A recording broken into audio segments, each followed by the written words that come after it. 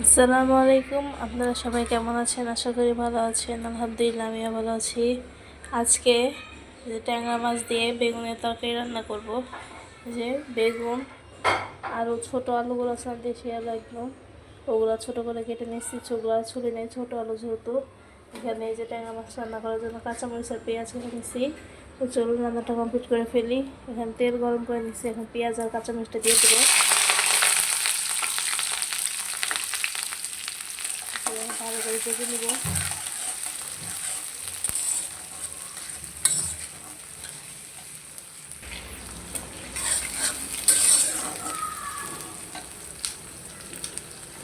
এখন দিয়ে দেবো স্বাদ মতো লবণ দিয়ে দেবো, কারণ লবণটা আগে দিলে পেঁয়াজটা তাড়াতাড়ি ভাজা হয়ে যায়। লবণ দিয়ে দিই 1.5 চামচ পরিমাণ আগে দিয়ে দিলাম, যেহেতু বেগুনের পরিমাণটা অনেক কম, মাছও কম। যদি মাছ আর বেগুনে বেশি হলে বেগুন তো গলে যাবে, জানেনি, একদম কমে যাবে। সে কারণে আর কি লবণটা আগে একটু কম করে দিলাম, লাগলে পরে আবার দিয়ে দিব। কারণ বেশি হলে তো খাওয়া যাবে না, খেতে মজাও লাগবে না। কম হলে তারপরে পরে দেওয়া যায়, বেশি হলে তার কমানো যাবে না। তো কম করে দিয়ে দিলাম। পেঁয়াজটা ভালো করে ভেজে নিই।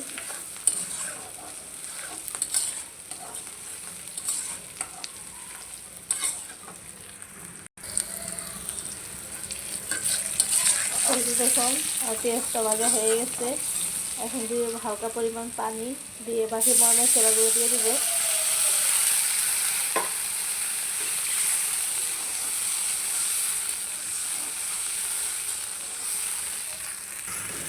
এখন দিয়ে দিব হলুদের গুঁড়ো,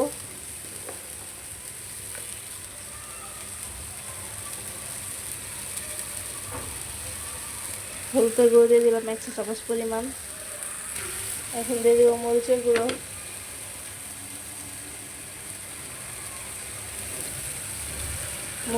দিয়ে দিলাম 1 চা চামচ পরিমাণ।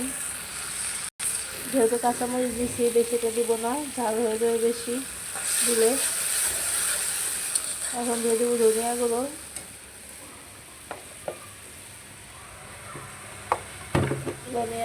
বড় একটা বড় রেখে দিয়েছিলাম। ধনিয়া গুঁড়ো দিয়ে দিলাম 1 চা চামচ পরিমাণ।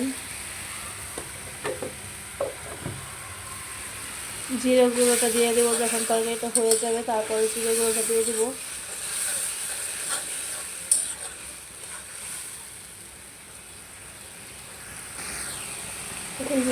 দেখুন আমার মশলাটা কষানো হয়ে গেছে, যে উপরে তেল বের হয়ে গেছে। এখন আমি এই মশলা কষানোর ভিতরে মাছগুলো কষায় নিব। তো চলুন মাছগুলো কষায় নিই।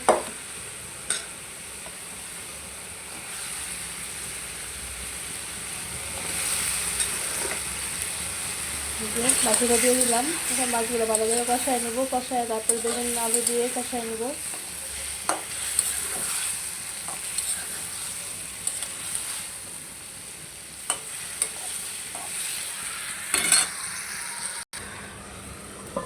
মাছগুলো ঢেকে দিলাম, ঢেকে কষায় নিব।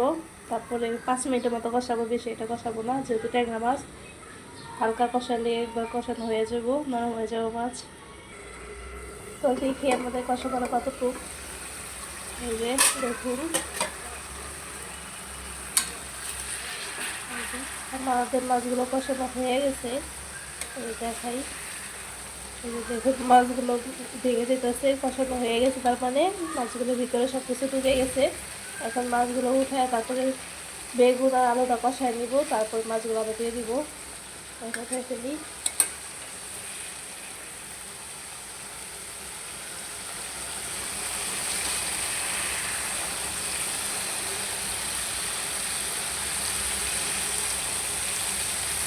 ট্যাংরা মাছের কষায় রান্না করে খাবেন, সবসময় মজা লাগে প্রচুর পরিমাণে। ভেজে রান্না করলে অতটা ভালো লাগে না, সেটা আমরা ভাজি নেই।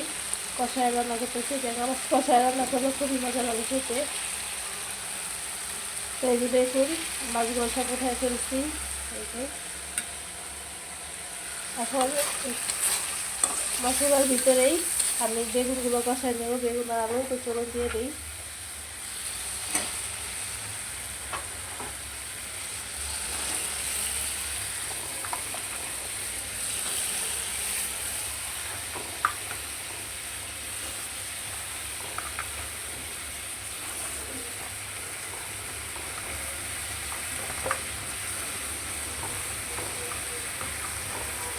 আর ভাই বেদনা যে বেগুন আলু ধুই নেই, ধুইয়া এখানে হালকা পানিটা রেখে দিচ্ছিলাম।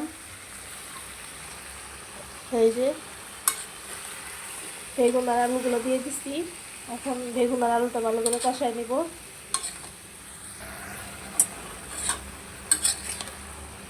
এই যে দেখুন আলু আর বেগুনে মশলা করে ভালো করে মেখে দিচ্ছি।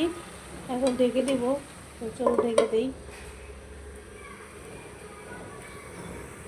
তারপরে মাছগুলো দিয়ে দিব। যখন বেগুনগুলো কষানো হবে ঝোল দিব, ঝোলটা বলক আসলে মাছগুলো দিয়ে দিব। তো চলো ততক্ষণে কষানো হোক। তারপরে দেখাই আমার কষানোটা কতটুকু হয়েছে।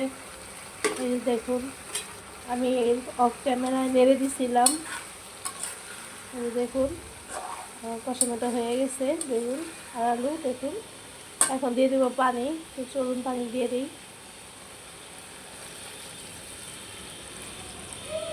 ঝোলের পানিটা দিয়ে দিলাম। ঝোলের পানিটা বলক আসলে মাছগুলো দিয়ে দিব। চলুন ঝোলের পানিটা বলক আসুক।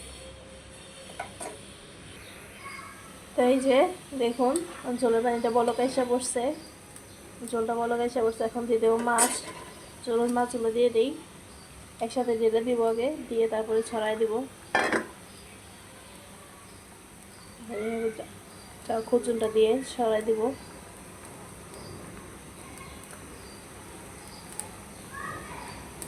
দেখুন আমি সবগুলো মাছ ছড়াই দিছি। এখন তরকারিটা হয়ে থাকুক। তরকারি হইলে আপনাদের দেখাচ্ছি কীরকম হয়েছে। এই যে দেখুন ফাইনালি আমার তরকারিটা রান্না করা হয়ে গেছে। এতটা ঝোলও নাই। দেখুন মিডিয়াম ঝোল রাখছি, বেশি এটা রাখি নাই। এখন নিবাই দিব। তারপর আপনাদের ঝোলটা দেখুন কমে যাবে। এই যে দেখুন বেশি এটা ঝোলও রাখি নাই, কমও রাখি নাই, মিডিয়াম রাখছি। কারণ যেহেতু আলু আছে বেগুন আছে, ঝোল যতটুকু আছে এইটাতে আরও কমে যাবে। টাইনা যাব যখন ঠান্ডা হবে আরও কমে যাবে।